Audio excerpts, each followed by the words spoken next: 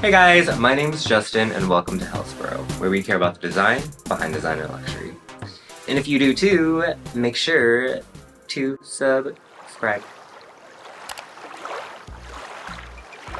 Alright, so for today's video, I wanted to tap in on a trend that I've been seeing going around across different design houses, like both big and small, metal bags. Not metallic, not like silver colored leather, but like metal bags, whether the whole bag is metal or the defining detail or one of the defining details of the bag is metal. It's just something that I've been seeing and I've been thinking about. So if I don't talk about it, I'm gonna lose my mind. So I'm talking about it so that I don't lose my mind.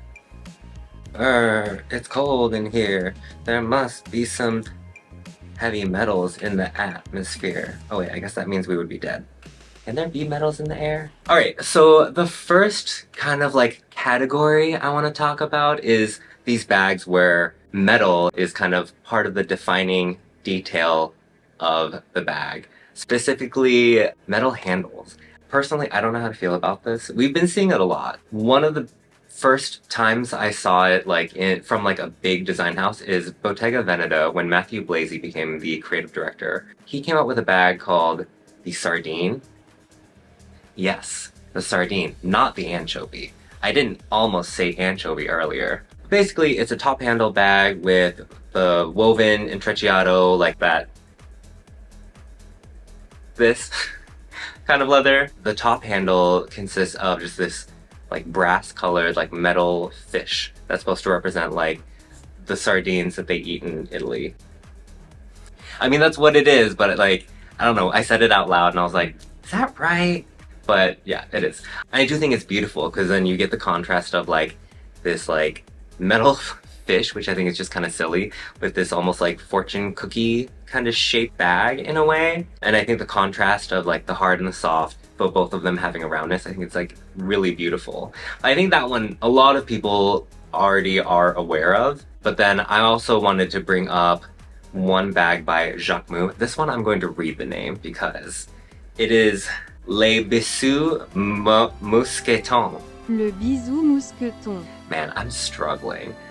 It looks kind of like a pochette accessoire, like just a little shoulder bag, but instead of it having like a strap or a chain, it has a little like curved metal brass, like it has these little things. You're looking at the picture, right? But it has that for the handle, and I think it's so interesting how Jacquemus has this way of being able to turn mundane things into something that's a bit more sensual. This is like a little keyring thing, right? But then he like folded or bent the metal in a way, like it's molded that way, but like it looks like it was bent. And there's like a little bit of like curvaceousness to the handle, and it feels very sensual, even though it's very like practical detail on each of the ends of it that connects it to the bag. Really, really lovely. I mean, you can also see like the shape of the actual leather of the bag, and it has that similar kind of like curviness to it that adds a little bit of like flirtiness. I just think it's a really interesting like combination of like, again, material, shape, form, the use of curves. It's very generous with that, and I think it's beautiful, honestly. And then the last of these like metal handlebags I wanted to talk about is from Mugler. So Casey Cadwallader, I think this is his first bag for Mugler, and it's called the okay, I'm gonna have to read this one too. The Small Embossed Spiral Curve bag. Curve 01 bag. Okay, so this bag is honestly what I think is the most exciting out of all three of these, because this one, the actual like pouch, like the leather pouch of it, it has this kind of like that kind of like profile or like cross section, I guess, where like it has these like wings that come out at different points. So of course like the metal handle is beautiful, but I think it only acts as a detail compared to the actual form of the bag. The structure of the bag is really like the highlight here, but then adding on that metal handle just kind of like in a similar way to what Jacquemus did with that bag. I don't remember the Mousqueton. Casey Cadwallader like added that kind of like sensual, like voluptuousness. I think that Mugler is like very well known for, especially with like the revamp that Casey Cadwallader did. I don't like this shape of bag, but the specific like structure and form of this bag, I'm like, am I about to drop like 2,500 euro when I get it on a bag that I know I don't like the shape just because I love the form of it so much? I don't know, we'll see. So now I want to move on to bags that are just completely made of metal. I want to point out the historical aspect of it first with this first bag from Paco Rabanne, and he was kind of one of the pioneers when it came to like a chainmail bag. I'm just going to talk about it as it is in its current form, and they call it the iconic 1969 bag. So it's a very simple shape. It's like a little tote, but it's more like, I think it would act like as a shoulder bag. But you can see that it's just little pieces of metal like strung together in a way like chainmail is. But then if you actually zoom in on the details, the little discs meeting with the little hoops of metal create this like flowiness, which I think Paco Rabanne doing this back in the late 60s and being able to create this kind of like flowiness out of such a hard material, I think is of course groundbreaking because it was, but also so interesting to be able to see like the possibility of a material that I would say people's preconceived notions about it maybe didn't let them see what the possibilities were. I actually had to just like look this up, but apparently like it acts as a shoulder bag, but the way that the chain is done is that you can actually wear it as a crossbody, which I think adding that level of versatility for a bag that looks like so simple, I think is very smart, but also like, I don't know, it adds a little bit of,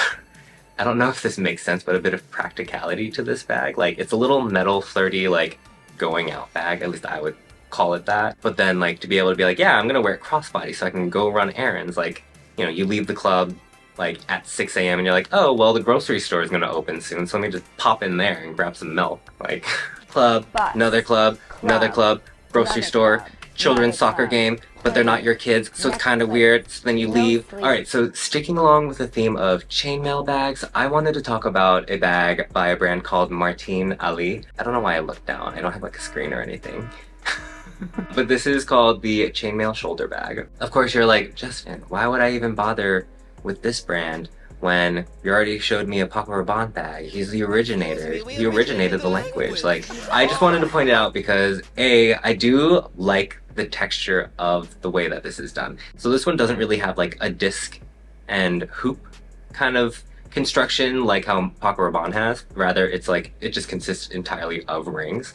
So I think you would probably need to have some sort of like small pouch for any small accessories that you intend on putting in there. But one of the things I think is interesting about this bag is that it's brass, but it's coated in sterling silver, which like for me, I'm like, okay, so it's like a semi-precious kind of bag. I don't know. I don't know if like that's special or not, but it sounds special. The way that the scale of the hoops are done and the way that the chainmail is done, I would almost say it's a completely different look from the Paco Rabanne bag. And this one I think is honestly more my style. It's a little bit more chunky, a little bit more masculine, and has a little bit more like heft. Like there's a little bit more like weight to the bag, it looks at least. That being said, like shoulder bags aren't my thing. I don't know, for me this is the one that kind of caught my eye just because of the proportions along the scale. And the next bag I want to talk about is a bag that is near and dear to my heart, and that is the bucket bag by Published By. Don't know if the first impression is out yet, but if it's out, I'll link it up in the corner. If it hasn't come out yet, just make sure to subscribe so you know when it does. I mean, subscribe if it is out too. Oh god, my hands are sweaty. But yeah, I just wanted to talk about this bag because even though parts of it aren't actually metal, like that's metal, that's not, but it does have like the appearance of metal. And I also wanted to point out that like Beyoncé has the Ruby's Lost Stone bag from Published By. So, you know, I'm like Beyoncé adjacent, like she loves Telfar, she has a Published By bag, like I'm right there. I love this bag because it's a mix of like leather and like this chrome look, like because of the oval shape and the way that the like chrome flows around the leather bag, it almost looks like it's like a liquid engulfing this pouch, and I just think it's such an interesting combination of materials. I did want to talk a little bit about both the Ruby's Lost Stone and Phil's Third Eye bag.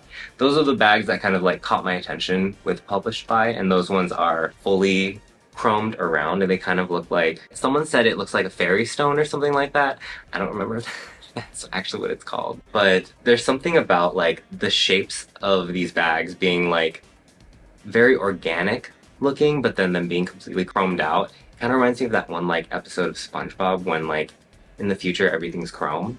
It's very like futury, but almost in a way that's like ridiculous. And that's, I mean, I love it. But yeah, that is the last bag that I wanted to talk about. I don't know, I feel like there's something coming when it comes to like trends. The whole idea of like metal or like metal details on bags being like the defining like design concept behind it. I think there's just something there. I know I've only kind of like scratched the surface with the bags that I've talked about, but I definitely wouldn't be surprised if like we see something bigger and more like influential coming down that led from this kind of trends that we've been seeing. I don't know necessarily like where it's gonna go, but let me know what you guys think. Like, do you think it actually is gonna go somewhere, or do you like this trend in general? Do you have any of these bags? Oh my god, if you have this bag, we're bag twins, so let me know if you have this bag. But that is all I have for you today, so if you like this video, please make sure to like and subscribe. It lets me know that you like this kind of content and that you too care about the design behind designer luxury. Until next time, metal, heavy metal. I'm not playing the air guitar for you guys, because that's dumb. Everything is chrome in the future. Oh, you can just fully see my nipples.